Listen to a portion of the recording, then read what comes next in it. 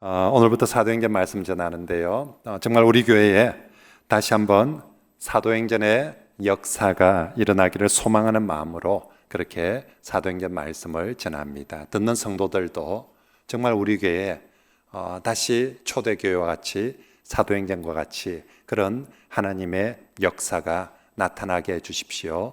기도하는 마음으로, 사모하는 마음으로 함께 사도행전의 말씀을 들으면 좋겠습니다. 사도행전은 신약 성경에서 유일하게 2부작 시리즈로 되어 있는 성경입니다. 우리가 신약 성경에 고린도전서, 고린도후서 이렇게 전서, 후서 이런 식으로 때론 요한 1서, 2서, 3서 이런 성경들이 있습니다. 그런데 그런 전후서로 되어 있는 성경 처음부터 사도들이 내가 전서를 쓰고 다음에 후서를 써야지 이렇게 의도해서 써진 성경들은 아닙니다. 어떤 문제가 있어서 첫 번째 서신을 보내었는데 그런데 두 번째 또 다른 문제가 있어서 또 다른 서신을 보내야 되는 경우가 있어서 그래서 전서가 되고 후서가 되고 또 심지어는 그 이름조차 바울 자신이 고린도전서, 고린도서 붙인 건 아니고 후대의 사람들이 고린도 교회에 보낸 편지의 첫 번째라서 전서, 두 번째라서 후서 이런 식으로 붙였습니다. 그런데 사도행전은 다른 신약 성경들과는 달리 처음부터 2부작으로 그렇게 계획되어지고 기록된 성경입니다. 1부는 누가복음이죠. 그리고 2부가 사도행전입니다. 모두 다 누가에 의해서 기록되어진 성경입니다. 참고로 누가는 신약 성경의 저자들 중에서 유일하게 이방인이죠.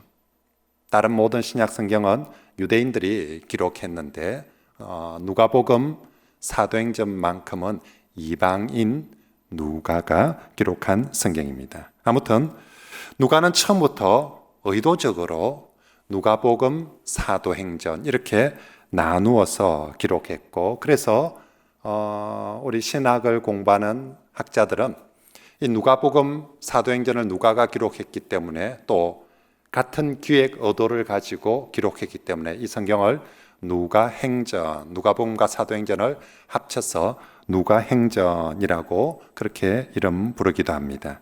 자, 그러면 왜 누가는 누가복음과 사도행전을 2부작으로 나누어서 기록을 했을까? 만약에 처음부터 쫙 다 이어서 써버렸다면 분량은 어마어마했겠죠.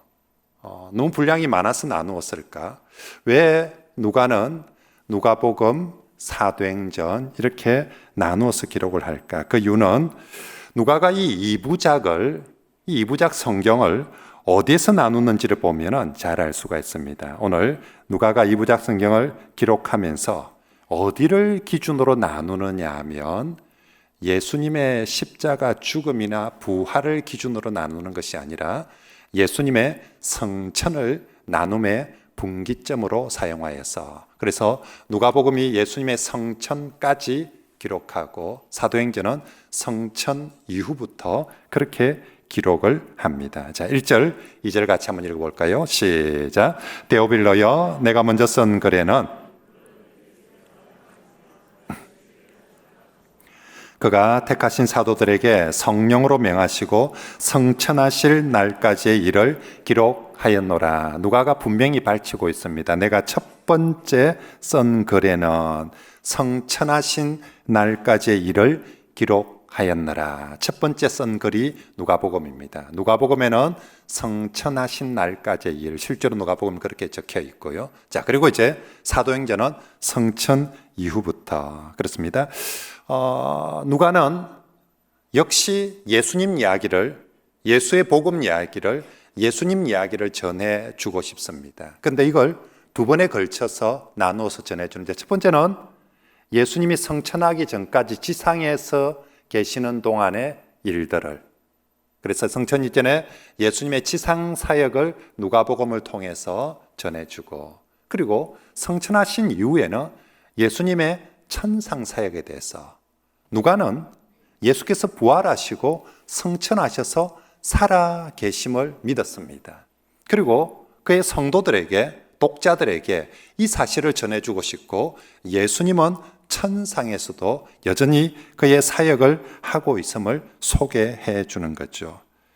누가는 예수님이 지상에서도 분명히 살아 계셨고, 성천 이후 하늘에서도 여전히 살아있고, 살아있으면 그분은 뭐 하실까? 놀고 계실까? 아니면 그분은 주무시고 계실까? 우리 주님은 여전히 천상에서도 살아계시고, 그래서 살아계신 그분은 여전히 사역하시고 역사하신다. 차이점은 그분이 땅에서 사역하셨는가? 아니면 천상에서 사역하셨는가? 차이점은 우리 눈에 보이는 데서 하셨는가? 우리 눈에 보이지 않는 곳에서 하고 있는가?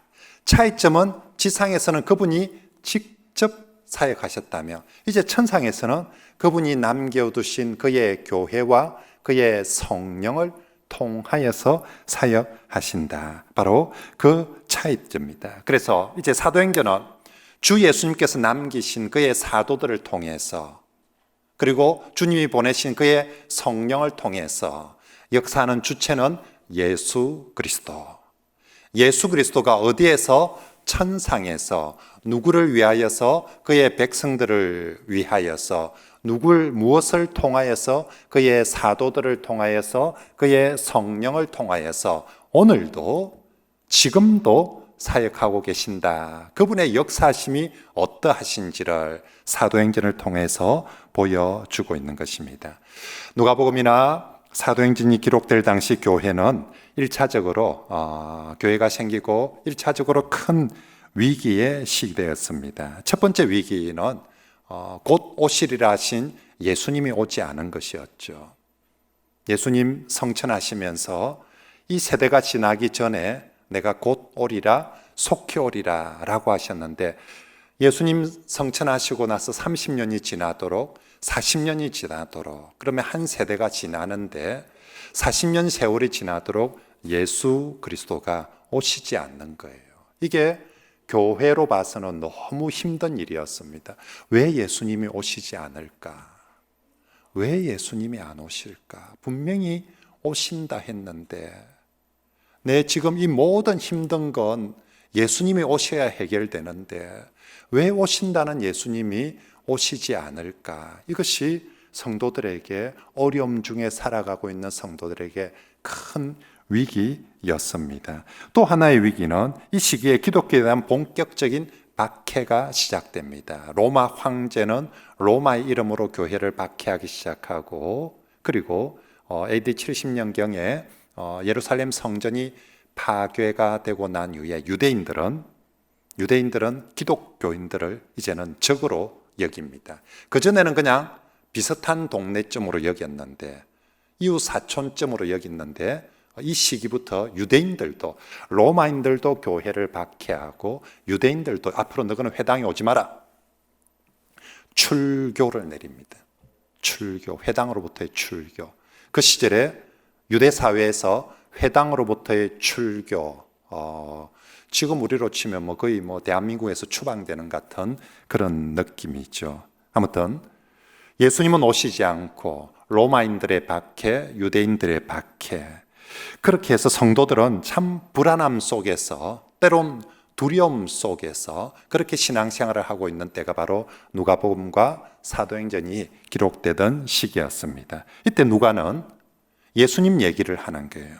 예수님이 그 옛날 지상에서 살아계시고 그의 교회를 위해서 역사하셨던 것처럼 지금 여러분들이 예수님이 오시지 않는다고 해서 불안해하고, 또 로마로부터, 유대인들로부터 박해를 받아서 힘든 바로 지금도 분명히 우리가 믿는 주님 부활하시고 성천하셔서 지금도 천상에 살아계시고, 그분이 여전히 천상에서 그의 교회를 통치하고 다스리심을, 사도행전을 기록하면서 보여주고자 하는 것입니다. 그리고 예수님의 천상의 사역과 통치가 지상에서의 사역과 통치보다 훨씬 더 힘있는 통치다.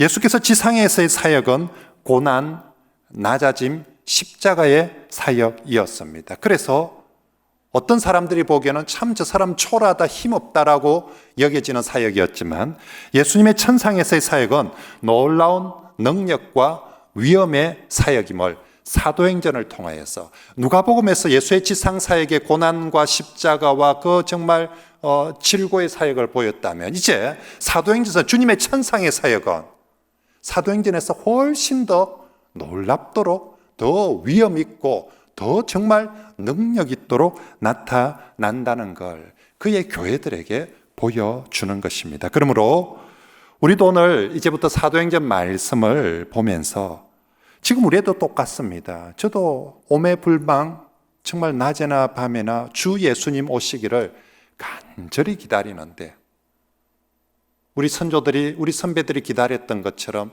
그렇게 기다리는데 예수 그리스도의 오심이 제가 생각하는 것만큼 빨리 오지 않고 더뎌지고 있고, 교회를 향한 핍박은 코로나 이거 지나면 괜찮을까, 아마 또 다른 모습으로 교회를 향한 핍박들은 거세어지고, 성도들의 삶은 더 잘 먹고 잘 살아질까, 정말 성도들의 삶도 우리의 삶도 어쩌면 더 힘들어질 때에 우리 주님은 눈에 보이지 않고 이럴 때 우리가 사도행전의 말씀을 통해서 사도행전 시대의 그 시대의 성도들에게도 똑같은 어려움 속에 있을 때 누가는 천상에서 여전히 역사하시는 예수 그리스도, 그 예수께서 여전히 살아계시고 우리를 위해서 역사하심을 우리도 이 사도행전의 말씀을 통해서 꼭 믿으시길 바랍니다.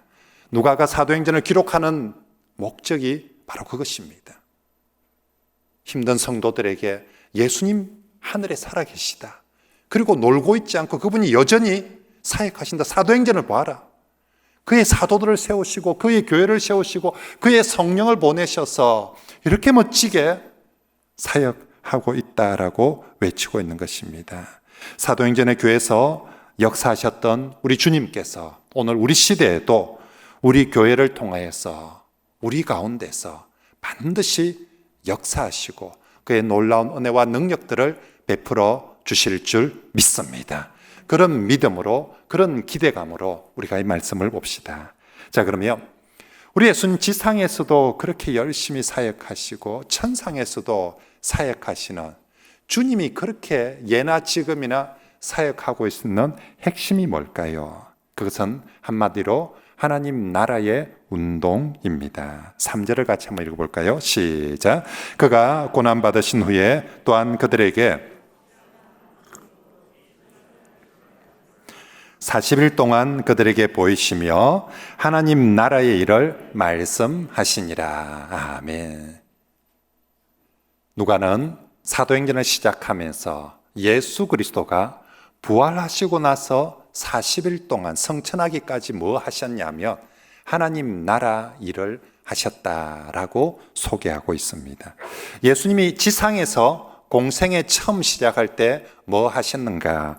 회개하라, 하나님 나라가 가까이 왔다라고 처음 오시자마자 제일 먼저 외치신 말씀, 회개하라 천국이, 회개하라 하나님 나라가, 제일 오자마자 첫 번째 외치신 말씀이 하나님 나라였습니다. 그리고 처음 산상설교에서 외치신 주제도 하나님 나라, 천국이었습니다. 심령이 가난한 자는 하나님 나라가, 천국이 저희 것입니다. 애통하는 자들에게 천국이 임한다. 정말로 주 예수님께서 첫 설교도 하나님 나라였습니다.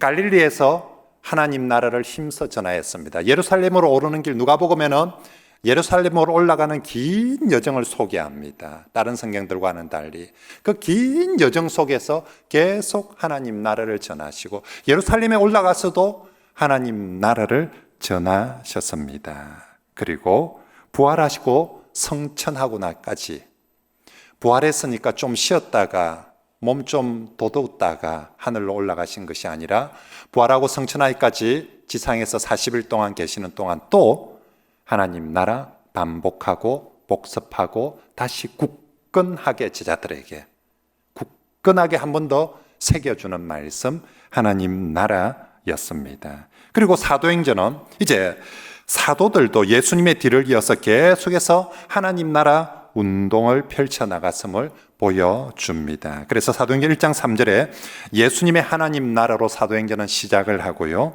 그리고 사도행전 28장에 맨 마지막에 마칠 때 사도 바울이 전하는 하나님 나라로 끝맺음을 하고 있습니다. 28장 30절, 31절이 사도행전의 맨 마지막 말씀입니다. 같이 읽어볼까요? 시작. 바울이 온 이태를 자기 셋집에 머물면서 자기에게 오는 모든 사람을 다 영접하고 하나님의 나라를 전파하며 주 예수 그리스도에 관한 모든 것을 담대하게 거침없이 가르치더라. 아멘.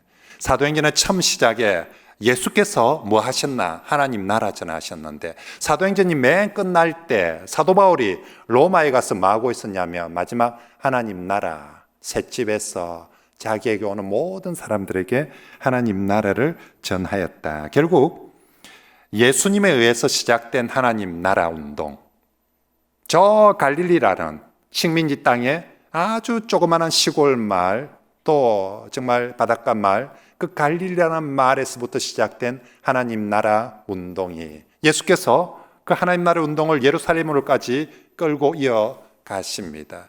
예루살렘에서 끝나는 것이 아니라 거기서 오순절날 성령을 보내어 주시고 하나님 나라는 이제 예루살렘을 거쳐서 온 유대와 사마리아와 그리고 아시아와 유럽을 거쳐 로마로까지 사도들이 움직이는 모든 곳곳마다 하나님 나라를 전하였다. 그래서 바울은 마지막 그 로마에서 마지막 여생을 마칠 때까지 하나님 나라를 거침없이 담대하게 전하였다. 사도행전은 예수 그리스도께서 천상에서 그의 사도들과 그의 성령을 보내셔서 뭐하게 하시느냐? 하나님 나라를 어떻게 거침없이 담대하게, 어디에서? 갈릴리에서도 예루살렘에서도 유대와 사마리아에서도 그리고 아시아 땅에서도 그리고 유럽에서도 그리고 로마에서도 주님이 여전히 살아서 하나님 나라를 거침없이 담대하게 전하게 하셨다. 이게 사도행전의 메시지입니다.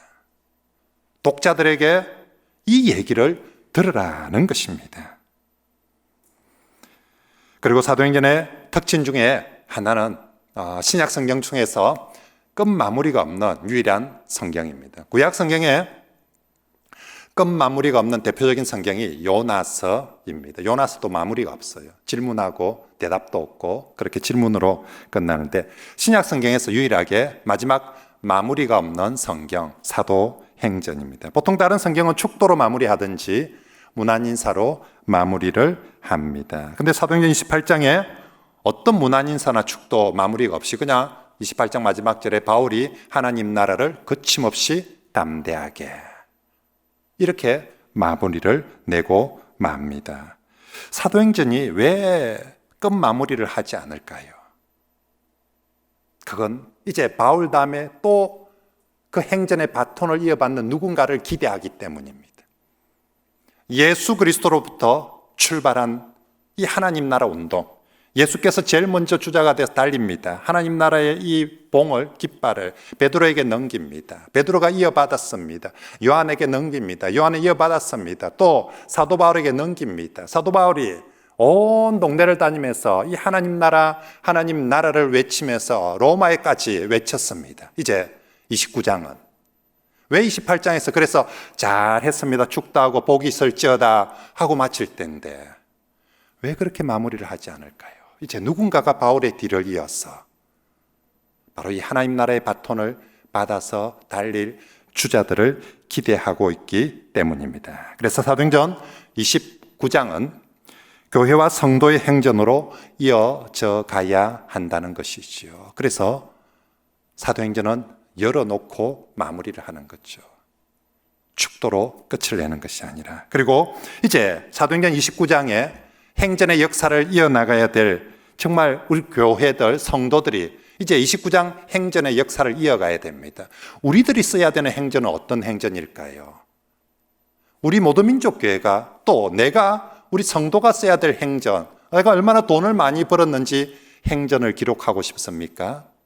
나는 어떻게 태어나서 어떻게 돈을 벌고 얼마나 많이 벌어서 얼마나 많은 집을 얼마나 잘 누리며 살았는지의 행전을 기록해 가야 되겠습니까? 아니면 내가 얼마나 자수성가한 이야기의 행전을 기록해 가야 돼요? 사도행전 29장에 무슨 행전을 기록해 가야 되겠습니까?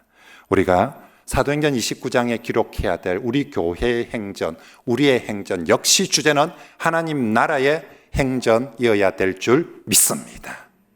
예수 그리스도께서 시작하신 하나님 나라를 그의 사도들이 이어받고 이제 오늘 시대는 교회와 성도가 이어받아 달리기를 원하는 것이지요. 그러므로 우리가 이 사도행전 말씀을 들으면서 우리 교회가 사도행전 29장의 하나님 나라 행전을 써내려가는 그런 교회가 되길 소망합니다. 모든 민족교회의 역사는 무엇인가? 예배당 건물이 이렇게 커지고 옮겨 다니고 이게 모든 민족교회의 역사가 아니라 모든 민족교회에 속한 성도들 한 사람 한 사람이 어떻게 하나님 나라의 행전을 이루어 가는가, 그것이 모든 민족교회의 역사이고 행전이 되어야 될 줄 믿습니다. 우리가 써내려야 될 우리 교회의 역사는 우리는 어떻게 그 하나님 나라의 바톤을 이어받아서 달렸는지를 기록해 가는 것입니다. 저는 나중에 올해가 우리 교회가 40주년이거든요. 만약에 우리 교회가 50주년이 되거나 60주년이 될 때 제가 여러 교회들이 50주년, 60주년 이런 화보집을 냅니다. 그런 화보집들에 보면 이런저런 교회가 이렇게, 교회의 역사는 그런 건물, 그런 행사가 아니라 교회의 역사는 우리 성도들 한 사람 한 사람에게 어떤 구원이 일어났으며 그 구원받은 성도들이 어떻게 하나님 나라를 향해서 달려가고 세워져 갔는지, 그게 교회의 역사입니다. 교회의 역사는 한 성도 한 성도가 어떻게 변화되고 세움받고 자라가고 하나님 나라를 이루어가는지, 그게 교회의 역사예요.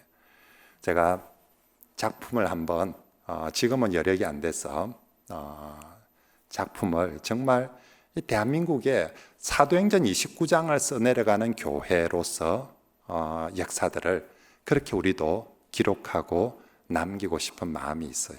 아무튼 정말로 우리 교회가 정말 사도행전 29장 하나님 나라의 행전을 이어가는 그런 교회가 되기를 꿈꿉니다.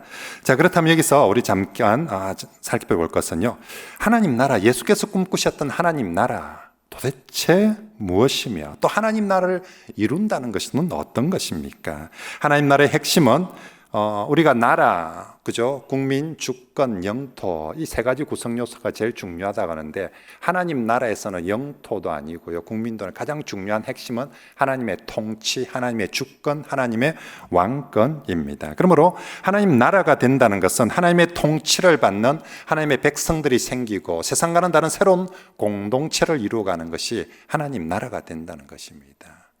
하나님의 통치를 받는 백성들이 새로운 공동체를, 저 세상과 구별되는, 세상 대한민국이라는 나라, 미국이라는 나라와 또 세상의 어떤 라이온스 클럽이라는 공동체와 구별되어지는 세상의 어떤 계모임과는 다른 하나님의 통치를 받는 백성들의 새로운 공동체의 모습이 하나님 나라가 되어져 가는 것입니다.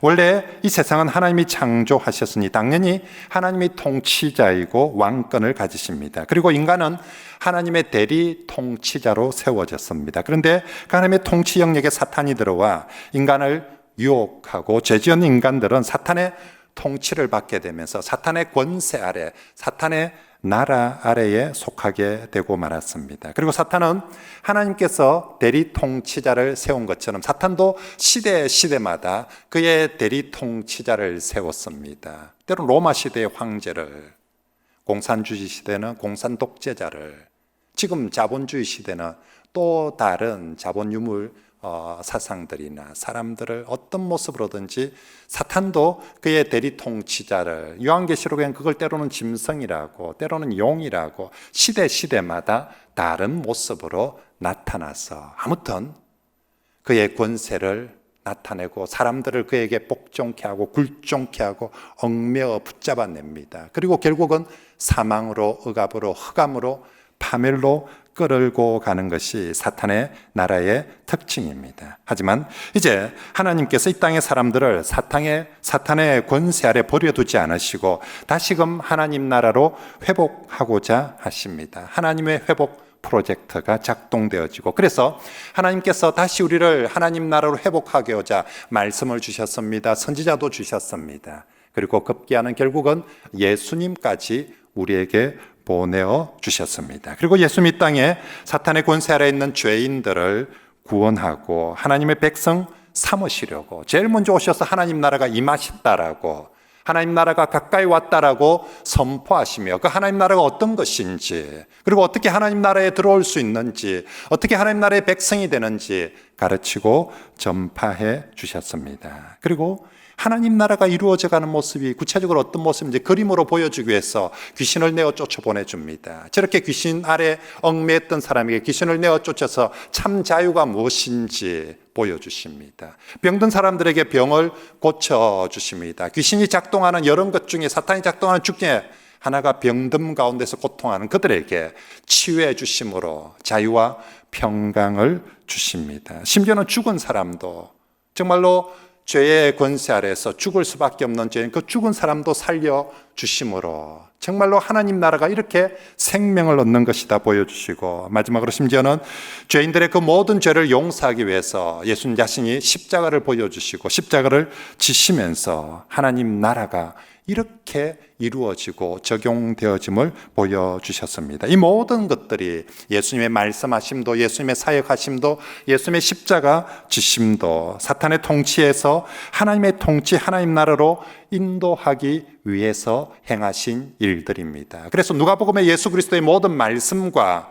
모든 기적과 모든 십자가는 우리를 사탄의 나라에서 하나님 나라로 옮기고 구원하기 위해서 하셨습니다. 이걸 인간의 편에서 볼 때는 회개한다라고 표현하는 것이죠. 예수께서, 예수님의 입장에서는 내 백성들을 죄에서 사탄의 권세에서 구원하여서 하나님 나라로 옮기고 회복시키는 것이고, 우리 편에서는 사탄의 권세 안에서 회개하여서 하나님 나라로 돌아서고 들어가는 것입니다. 회개는 많이 앉아서 우는 것이 회개하는 것이 아니라, 사탄의 통치를 받으며 사탄의 나라에 속하였던 사람이 이제 사탄의 통치가 아니라, 사탄의 권세가 아니라 하나님의 통치를 받으며 하나님 나라에 속하겠다고 결단하고 돌아오는 것이 회개하는 것입니다. 이제 다시는 제가 사탄의 음성을 듣지 않고, 다시는 사탄의 꾀임에 빠지지 않고, 다시는 사탄에게 왕자리를 내어주고 그를 따르지 않고, 이제 오직 어떤 상황에서도 하나님 말씀만 듣고 하나님 말씀만 순종하며 하나님의 통치를 받겠습니다 라고 결단하며 돌아오는 것을 회개한다라고, 회개했다라고 그렇게 말하는 것입니다. 그래서 예수님이 땅에 오자마자 하나님 나라가 가까이 왔으니 뭐 하라고요? 회개를 하라는 거예요. 사탄의 권세에 따르면서 이제 임하신 하나님 나라로 돌아오라는 것입니다. 그게 회개하는 것입니다. 그럼 이제 여러분은 이제 어디에 속한 백성들입니까? 우리는 지금 어디에 속한 백성입니까? 사탄의 말을 듣는 사탄의 백성입니까? 아니면 세상의 말을 듣는 세상 백성입니까? 아니면 나는 정말 이제 회개하고 오직 하나님 말씀만 듣고 하나님 말씀만 따르는 하나님 나라의 백성입니까? 여러분이 누구 백성이냐, 어느 백성이냐는 여러분이 어떤 이름표를 달고 다니느냐에 달려 있지 않습니다. 교인이라는 이름표를 달고 있다고 해서, 심지어는 목사라는 이름표를 달았다고 해서, 장로라는 이름표를 달았다고 해서 내가 하나님 나라의 백성이다, 그럴 수는 없습니다. 정말로 우리가 아무리 교인이라는 이름표를 달고 있다 하더라도 우리가 여전히 세상을 말을 따른다며, 세상 말에 더 귀를 기울이고 세상 말을 믿고 따라간다며 세상 백성인 거죠. 여전히 사탄의 통치 아래에 있는 그런 사탄의 백성이 되는 것입니다. 반대로 우리가 하나님 말씀을 듣고 믿고 따르는 사람들은 어디에 있어도 하나님 나라에 속한 속한 백성이 되는 줄 믿습니다. 간혹 어떤 사람들은 소속이 일정치 않고 그때마다 달라지는 사람들도 있습니다. 교회에서는 하나님 말씀을 순종하는 하나님 백성답게 그렇게 보이는데 세상에 나가면 세상의 소리에, 사람들의 소리에 더 순종하고 따르는 사탄의 백성, 세상의 백성처럼 보이곤 합니다. 마치 박쥐가 왔다 갔다 하는 것처럼. 하지만 하나님은 박쥐와 같은 그런 인생을 싫어합니다. 박쥐와 같이 하나님과 사탄의 세상을 권세 아래로 왔다 갔다 하는 사람은 예수님 말씀하시는 회개해야 되는 바로 그 사람입니다. 하나님을 향해서 등 돌린 사람에게도 회개하라. 하나님 나라가 가까이 왔으니. 하지만 왔다 갔다 이랬다 저랬다 하는 사람도 똑같이 회개하라. 하나님 나라가 내게 지금 임하고 있다라고 그렇게 말합니다. 그것은 성경은 영적 간음이라고 표현합니다. 여기 갔다가 저기 갔다 하는 것을. 육적인 간음보다 더 싫어하는 것, 그것이 하나님 보시기에 영적 간음입니다. 예수님은 세상과 주님을 겸하여 섬길 수도 없고 섬겨서도 안 된다. 세상과 겸하여 섬길 수 없다. 우리는 세상도 섬기고 하나님도 섬겨보겠노라 하지만 예수님은 안 된다. 섬길 수 없고 섬겨서도 안 된다라고 말씀합니다. 그러므로 정말로 하나님 나라의 백성된 성도들은 이랬다 저랬다 왔다 갔다 하는 것이 아니라 어떤 상황에도, 오늘 누가복음 독자들에게 누가는 사도행전을 통해서 설교합니다. 어떤 상황에도 한 번은 황제에게로, 한 번은 유대회당으로, 그리고 한 번은 교회로 왔다 갔다 하는 것이 아니라 어떤 상황에서도 오직 하나님 말씀에만 듣고 순종하는 것이 하나님 나라의 참된 백성인 줄 믿습니다. 그리고 우리가 사도행전은 말하고 있습니다. 우리가 그렇게 오직 어떤 상황에도 오직 하나님 말씀에만 순종하는 하나님 통치를 받는 백성으로 살며, 우리가 아무리 로마가 박해를 한다 해도, 유대인들이 아무리 우리를 박해한다 해도, 우리가 회당에서 출교를 당한다 해도 그렇게 순종하는 하나님의 백성들에게는 하나님 나라의 복이 임할 것이다. 사도행전이 그걸 증거해 주고 있는 것입니다. 예수님께서 이론적으로 심령이 가난한 자는 복이 있나니, 가난한 마음이 애통하는 사람 복이 있나니, 긍휼히 여긴 사람 복이 있나니, 진짜로 하나님 믿고 그렇게 보니까 정말 사도행전은 그 사람들이 복되게 그렇게 살아감을 사도행전이 보여주는 것입니다. 그러므로 성도 여러분, 우리가 사도행전의 말씀을 들으면서 더욱 하나님 나라에 올인하시길 바랍니다.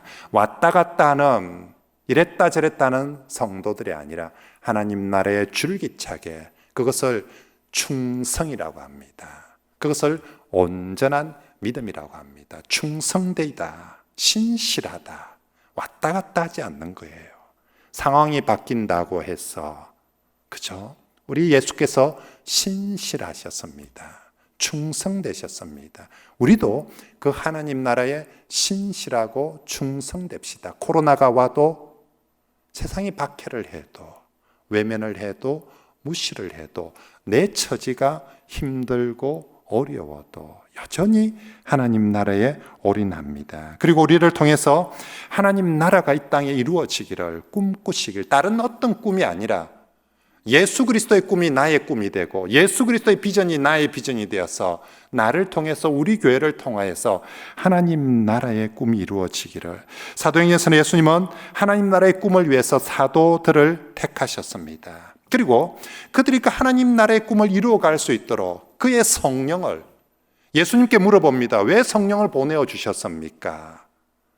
저 사람들이 성령 받아서 떼부자 되라고, 저 사람들이 성령 받아서 서울대학 가라고, 저 사람들이 성령 받아서 주식 잘 성공하고 부동산 투자 지혜롭게 잘하라고. 예수께서 그의 사도들에게 성령을 보내어 주시면 예수께서 꿈꾸셨던 하나님 나라를 이루어 갈 수 있도록 그의 성령을 보내어 주셨습니다. 하나님 나라는 인간들의 노력만으로, 인간들의 의지만으로 이루어질 수 없는 것이기에 오직 성령이 임하여야만이, 오직 성령을 통하여만이 이룰 수 있기 때문에 그의 사도들에게 성령을 기다리라 하시고 성령을 부어 주신 것입니다. 그래서 사도행전은 성령 행전이라고도 하는 것이죠.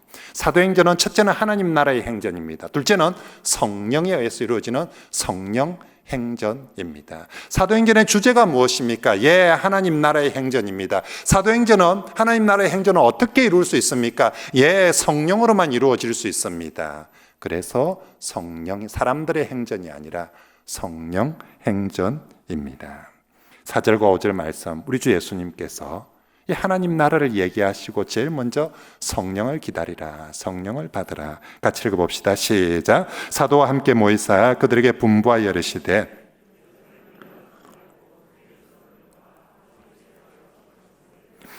요한은 물로 세례를 베풀었으나 너희는 맨날이 못되어 성령으로 세례를 받으리라 하셨느니라. 아멘. 예루살렘에 머물러라. 왜? 여기 땅값이 오를 것이니까. 틀림없이 오른다가 아니라 예루살렘에 머물러라. 왜? 성령을 받고 나서부터 하나님 나라 운동을 해야 된다. 성령 없이 성급하게 나가지 말라. 성령과 함께 성령을 통하여서 가라라고. 하나님 나라를 세우고 실현하기 위해서 반드시 있어야 될 것. 첫째는 그의 백성, 둘째는 그의 성령. 두 가지. 천상에 오르신 주 예수님께서 주님이 천상에 오르시고도 이 땅에 여전히 하나님 나라를 이루어가고자 하십니다. 그래서 필요한 것, 그의 백성, 그의 교회가 필요했고, 그래서 보내어 주신 것, 그의 성령을 보내어 주셨습니다. 예수님은 그의 성도들에게, 그의 교회를 향해서 더 많은 돈이 있어야 하나님 나라가 이루어질 것이다. 돈을 좀 더 많이 벌어라. 사람들을 좀 더 모아서 헌금이 좀 더 많아지도록 해라. 아니면 더 많은 경험이 있어야 된다. 더 많은 기술이, 더 많은 노하우가, 노련미가 있어야 된다. 그때까지 너희들 좀 더 기다려가지고 연습을 해라 라고 하지 않습니다. 주의 백성에게 오직 성령이 임하시며 언제든 성령이 임하는 그때가 시작하는 때이다. 그리고 성령이 임하며 누구라도 어떤 상황이라도 이룰 수 있다. 하나님 나라. 그걸 사도행전이 증거해 주는 거예요.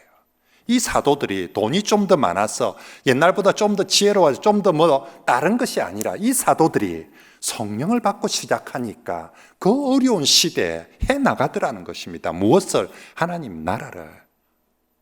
예수 그리스도께서 보여주신 대로, 예수 그리스도께서 가르쳐 주신 대로, 예수 그리스도께서 기대하신 대로 그렇게 하나님 나라를 이루어 가더라는 것입니다. 그러므로 우리도 이제 예수 그리스도를 믿고 따르는 주의 백성된 성도 여러분, 예수 그리스도의 꿈이 나의 꿈이 되자, 예수의 비전이 나의 비전이 되자, 예수의 꿈, 하나님 나라의 꿈을 나도 꿈꾸는 성도 여러분, 그 꿈을 위해서 우리가 무엇보다도 성령을 사모하고 성령의 공동체가 되도록 하시길 바랍니다. 하나님 나라의 실현을 위해서 내 가정에서, 내 삶 속에서, 우리 교회에서 하나님 나라가 실현되어짐에 있어서 가장 중요한 것 하나를 꼽으라며 내가 성령의 지배를, 성령의 충만을 받는 것입니다. 그 어떤 준비가 아니라 예수께서 오직 한 가지, 예루살렘을 떠나지 말고 성령이 임하기를 기다리라.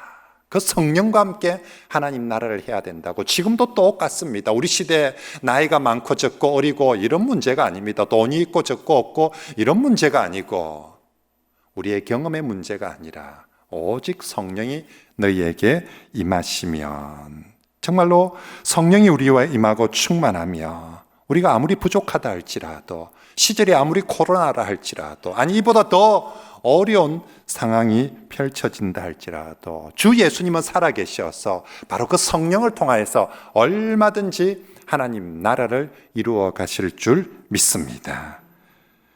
사도행전은 그 연약한 사람들이 그 어려운 시대에 바로 이 성령을 붙들고 하나님 나라를 세워갔음을 보여주는 증거인 것이죠. 누가가 그의 성도들에게 이 얘기를 해주고 싶은 거예요. 우리보다 더 어렵다, 그 시절. 우리보다 더 부족한 사람들이었다. 그 사람들 알지 않느냐? 출신 자체가 어부들이고 배신자들이고 실패자들이고, 그 사람들 돈 없었다. 그 사람들 무슨 경험도 없었다. 근데 성령을 받고 그렇게 나아가니까 거의 예수님하고 똑같지 않았느냐? 예수님처럼 설교를 하고 예수님처럼 기적을 베풀고 예수님처럼 하나님 나라를 전하지 않았느냐? 사도행전이 그 얘기들을 기록하면서 증거하고 있는 것입니다. 그러므로 오늘 우리도 이 어려운 시대에 정말 이 땅에 다시 한번 사도행전의 역사가 나타나는 것, 이 땅에 다시 한번 그런 하나님 나라가 세워지는 것, 바로 그의 백성들에게 그의 성령이 임하고 충만하며 얼마든지 이 일이 이루어질 줄 믿습니다. 코로나 할배가 와도, 그죠?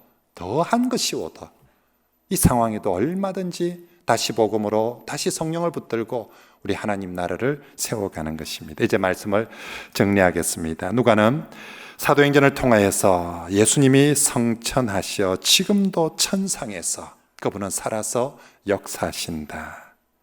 주 예수님께서 이 땅에서 하나님 나라를 외친 것처럼 천상에서도 지금 하나님 나라를 실현하고자 무엇을 통해서? 그의 교회를 통하여서, 그리고 그의 성령을 보내어 주셔서, 자, 이제 사도행전 28장까지 이야기들을 기록하면서 우리에게 29장을 너희가 오늘 21세기의 교회가 사도행전 29장을 써내려 가기를 원하시는 거죠. 방식은 똑같습니다. 주제도 똑같아야 되고요. 하나님 나라고요. 방식도 똑같아야 됩니다. 그의 교회와 그의 성령, 이렇게 해서 정말로 우리가 이 사도행전을 묵상할 때마다 우리의 사도행전을, 우리의 성령행전을, 우리의 하나님 나라 행전을 기대하면서 말씀을 듣고 순종하여서 정말 이 사도행전이 다 끝날 무렵에 우리가 그래야 될 하나님 나라의 행전 꿈꾸고 또 실제로 만들어가는, 그래서 정말 우리들의 사도행전 29장을 기록하여서 정말 나타내어서 하나님께 영광 드리는 주님이 얼마나 좋아하겠습니까? 정말 이 사도행전의 이야기들이 기록되어 가는 과정들 속에 예수님이 얼마나 천상에서 박수 쳤겠습니까? 베드로가 그렇게 사역하고 바울이 그렇게 하는 모습을 보면서 오늘 우리 모든 민족교회가 그렇게 할 때 정말 주 예수님께서 천상에서 박수 치시고 기뻐하실 줄 믿습니다. 그런 교회가 됩시다.